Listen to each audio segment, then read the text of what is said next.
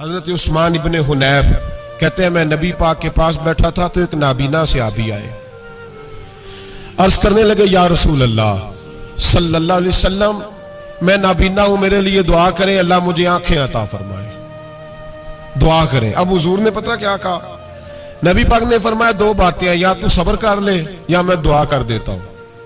صبر کرے گا تو اللہ جنت دے گا، یا تو صبر کر لے یا میں۔ صحابی بڑے پیارے تھے، کہنے لگے یا رسول اللہ جنت تو اللہ اپنے فضل سے دے گا ہی، میں نے نہیں صبر کرنا، مجھے آنکھیں چاہیے، اور پھر یہاں آ کے صبر کروں، این خزانے کے پاس جا کے صبر کروں؟ حضور میں نہیں صبر کرتا، اب دعا کرے۔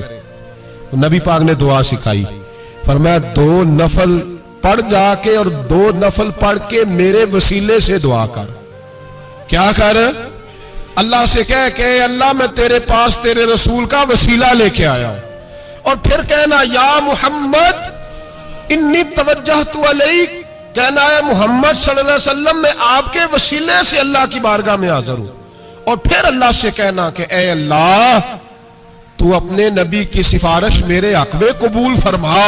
کون سکھا رہا ہے؟ بولیے کس کو؟ بولیے۔ کہا جا میرے وسیلے سے جا کے دعا کر۔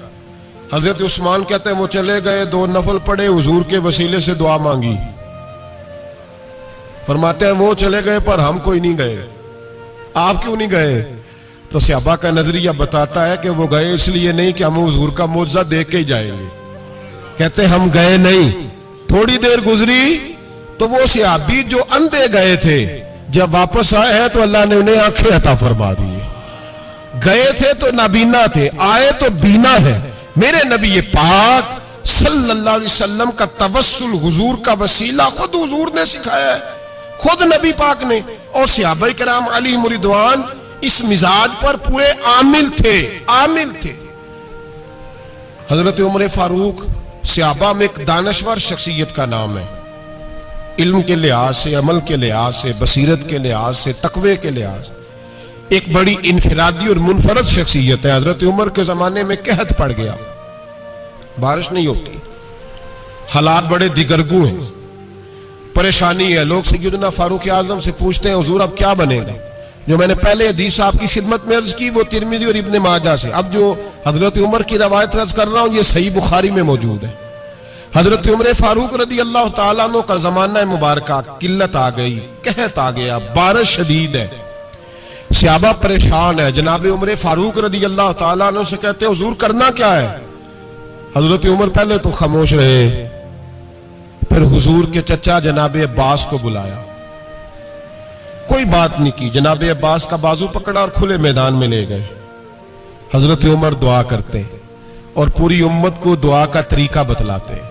حضرت عمر کہتے ہیں اگر قبول کرانی ہے تو یہ طریقہ اختیار کرو، اگر اللہ کی بارگاہ میں دعاؤں کو مستجاب کرانا ہے تو یہ رنگ ہے جو امت مسلمہ کو میں سکھا رہا ہوں۔ حضرت عمر نے جناب سیدنا عباس رضی اللہ تعالیٰ عنہ کو کھڑا کیا سامنے اور دعا فرمائی، اللہم انا نتوسل الیک بنبیک، اے اللہ ہم تیری بارگاہ میں تیرے نبی کے وسیلے سے دعا کرتے ہیں، فتسقینا ہمیں بارش عطا فرما، ہمیں کس کے وسیلے سے؟ حضور۔ اور پھر کہا اللہم انا نتوسلک بام نبیک، اے اللہ ہم نے اپنے نبی کے چچا کے وسیلے سے بارش عطا فرما، اے اللہ ہمیں اپنے رسول کے چچا کے وسیلے سے، حضرت عباس کے وسیلے سے بارش دے۔ صحابہ کہتے ہیں جب ہم گئے تھے دعا مانگنے تو خشک سالی تھی، اور جب گھروں کو آ رہے تھے تو ہمارے کپڑے بارش سے بھیگ چکے تھے۔ اللہ نے بارش عطا کس کے وسیلے سے؟ حضرت عباس۔ اچھا یہ بات یہاں قابل غور ہے، حضرت عمر کے وسیلے سے بھی دعا ہو سکتی ہے، دعا سیدنا عمر فاروق کے وسیلے سے بھی، لیکن حضرت عمر رضی اللہ تعالیٰ عنہ نے نبی پاک کے چچا، چونکہ حضرت عباس جب آیا کرتے تھے تو حضور کھڑے ہو کے استقبال فرماتے تھے آپ کو دیکھتا ہوں تو مجھے اپنے والد کی یاد آتی ہے۔ حضرت سیدنا عمر نے بتلایا کہ میں اس کو لے کے جا رہا ہوں جو نبی پاک کے زیادہ قریب ہے، جو حضور کے زیادہ قریب ہے، ان کے وسیلے سے دعا فرمائی۔ امت کو کیا درس دیا؟ فرمایا جو بھی حضور کے قریب ہو اس کے وسیلے سے دعا کرو، اللہ تمہیں آسانیاں نصیب فرمائے گا۔ اب ہمارا حال یہ ہے، انتشار ہی انتشار ہے، اختلاف ہی اختلاف، شک کی شک ہے، پریشانی پریشانی، واضح حدیث سے موجود ہے۔ میں آج ایک صاحب کو پڑھ رہا تھا، پتہ نہیں لوگ کیوں پریشانی کا شکار ہیں، کیوں لوگ اس آزمائش کا شکار ہیں، کہتے ہیں جی وسیلہ نہیں دینا چاہیے، سیدھا سیدھا نیک عمل کرو۔ او میرے بھائی، میں نے کہا کہ اللہ کسی وسیلے کا محتاج، اللہ محتاج نہیں، لیکن اس کی عادت ہے وہ وسیلے کو پسند فرماتا ہے۔ باریک بات مشکل ہوتی ہے لیکن موٹی بات تو سمجھ میں آنی چاہیے نا۔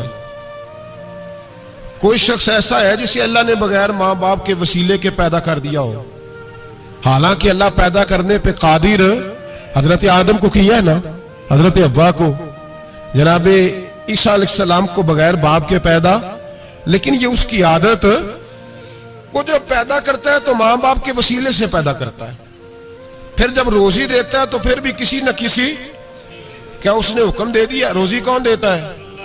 تو اللہ کا یہ حکم ہے کہ کنڈی لگا کے اندر پنکھا چلا کے سوئے رہو، روزی پہنچ جائے گی۔ کہتا ہوں اٹھ، کوئی سبب پیدا کر، باہر نکل، محنت کر، وسیلہ بنا۔ جو آدمی کہتا ہے جی میں کپڑے سی بھی خود لیتا ہوں، استری بھی کر لیتا ہوں، دھو بھی لیتا ہوں، اس سے سوال یہ ہے کہ بنا بھی لیتے ہو؟ اس کا مطلب ہے اللہ نے بندوں کو بندوں کا محتاج، بندوں کے لیے بندوں کا وسیلہ اللہ نے رکھا ہے۔ ہماری یہ موٹی سی بات بھی عقل میں نہیں آتی، موٹی سی بات بھی کہتا ہے جی نہیں ڈائریکٹ، او خدا کے بندے تھوڑا غور کر، دیتا اللہ ہی ہے اور دے گا بھی اللہ ہی، لیکن جو ذرائع، جو وسیلے، جو سبب اللہ نے ہمارے لیے مقرر کیے ہیں، ہم اس سبب کا انکار کر سکتے؟ شفا کون دیتا ہے؟ دوائی لینے کس کے پاس جاتے ہو؟ آپ اس طرح کریں نا، چپ کر کے گھر بیٹھیں، تسبیح پڑھیں، یا شافی الامراض، یا شافی الامراض، او شفا دینے والے، او شفا دینے والے، سارا دن کی وظیفہ پڑھیں، شفا کون دے گا؟ تو وظیفہ پڑھو چپ کر کے، دوائی لینے کیوں گئے ہو؟ لیکن اللہ کے حبیب کا ہی فرمان ہے کہ بیمار ہو جاؤ تو دوائی بھی کھاؤ، پرہیز بھی کرو۔ یہ سارے فرمان ہمیں بتاتے ہیں کہ وسیلہ لینا، وسیلہ دینا، یہ تو اللہ تبارک و تعالیٰ کا طریقہ مبارکہ ہے۔ لوگ اتنی سی بات کو نہیں سمجھتے، اور قرآن نے واضح طور پہ کہہ دیا وَابْتَغُوا إِلَيْهِ الْوَسِيلَةَ، اور سورہ بقرہ گھر جا کے کھولنا، آیت نمبر 99، 80 اور 9، 99 آیت پڑھنا۔ کفار نے، یہودیوں نے نبی پاک کی علامتیں پڑھ لی تھی تورات، زبور اور انجیل میں۔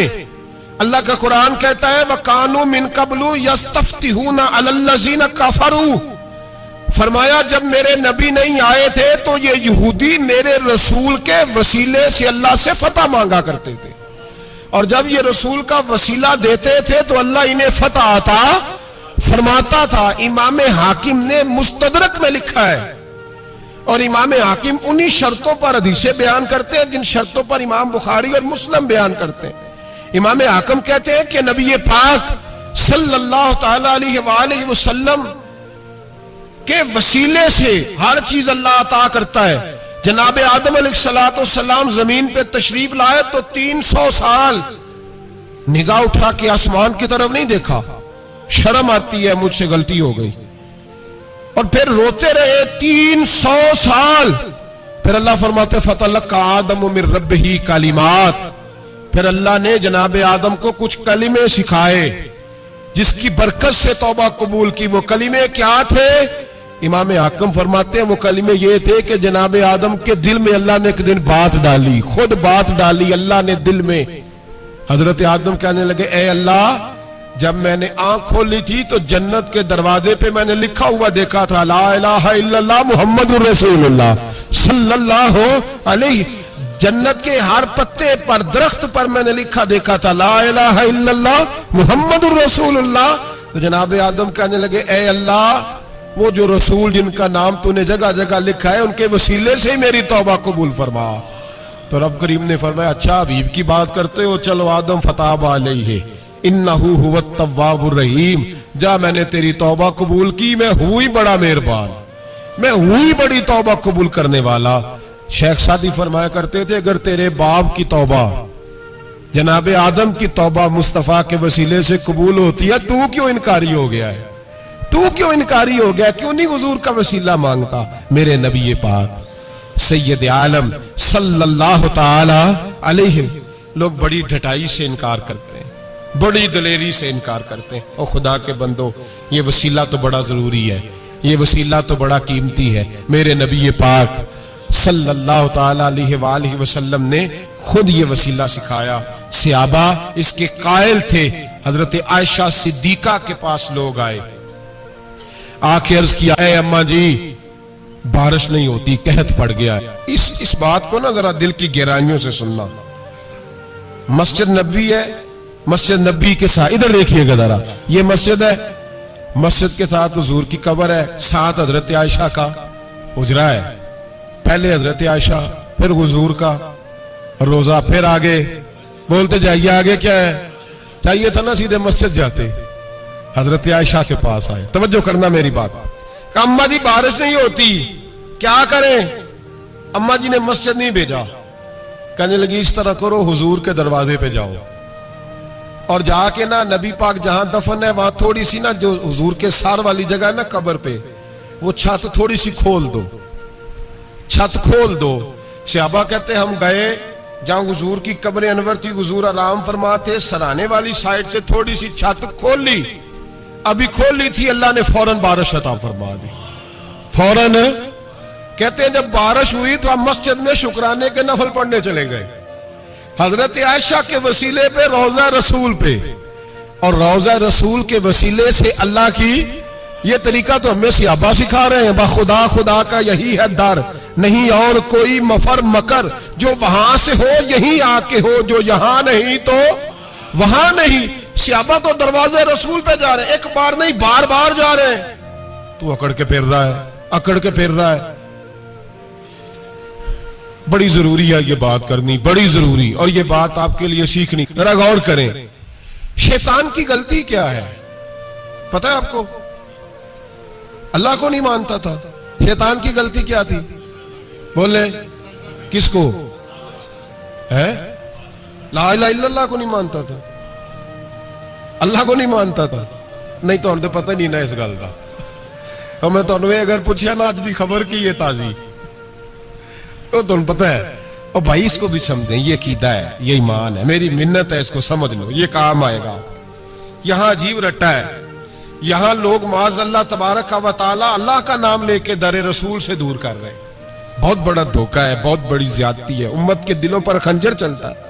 और मेरा तो कलेजा फटता है जब मैं ऐसी तहरीरें पढ़ता और सुनता। यार तू क्या बयान कर रहा है? डर अल्लाह से मरना नहीं, नबी पाक को मुंह नहीं दिखाना, तू क्या कर रहा है? बता ना शैतान की गलती क्या थी?